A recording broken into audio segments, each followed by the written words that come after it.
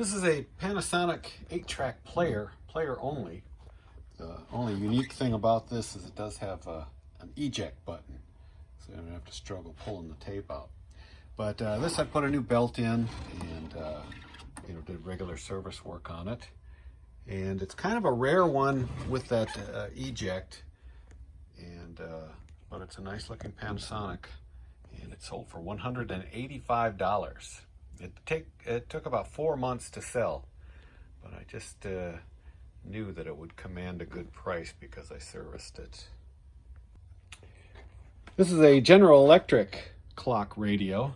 It's a pretty nice one, AM and FM. And this one I had to take apart because the motor had stopped running. And generally it's just to find a way to get some alcohol on the motor axle, and you'll free it up. And then I ran it for a couple of days and it keeps perfect time. And did other service work on it as far as cleaned the volume control so there's no scratchy noises. And this sold for $100. I normally don't go after trophies, but this one had something recognizable that I thought would be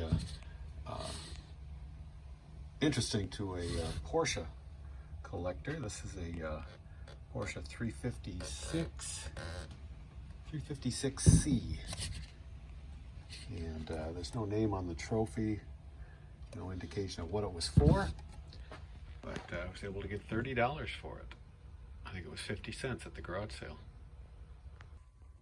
This remote control is for a digital converter box for your TV. And I bought a used converter box. It looked all complete. Got it for $2 at a garage sale. But when I plugged it in, it didn't work at all.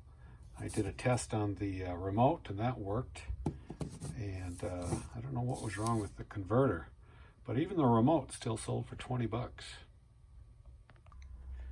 Another large stereo amplifier. This one is a Yamaha. It's a CR 1020. It's one of their bigger amps, more watts per channel. I did some cleanup on this as far as the controls, but normally this would bring a pretty good price, but the case has quite a few flaws in it.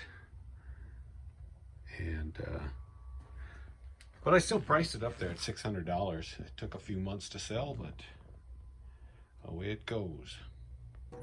Another Samsonite train case sold. This one doesn't have the tray they normally come with. It's got a good mirror though, and it came with one key. Pretty clean inside, not too bad, and the outside isn't scuffed up. And I was able to get $28 for this in just a couple of weeks.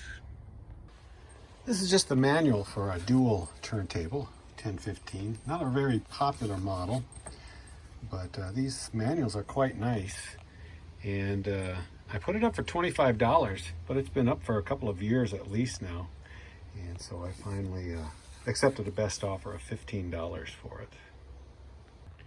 This is the tone arm off of a Garrard turntable, Synchrolab 95, I believe. And I just made some quick checks on it as far as the gimbal was not, didn't have any play in it. It's got good lead wires on it. No damage at all on it, and it sold for 35 bucks. This is a vintage Panasonic color TV, small 13-inch screen. Older style, but it works great. It really has a nice picture, and it has the remote. I used to watch football games on this for the past couple of years. Picked it up at a garage sale very cheap, and finally put it up for sale I think earlier this year, and finally sold full price, $220. This is a still new but 2005 handbook for ARRL, which is the National Radio Organization.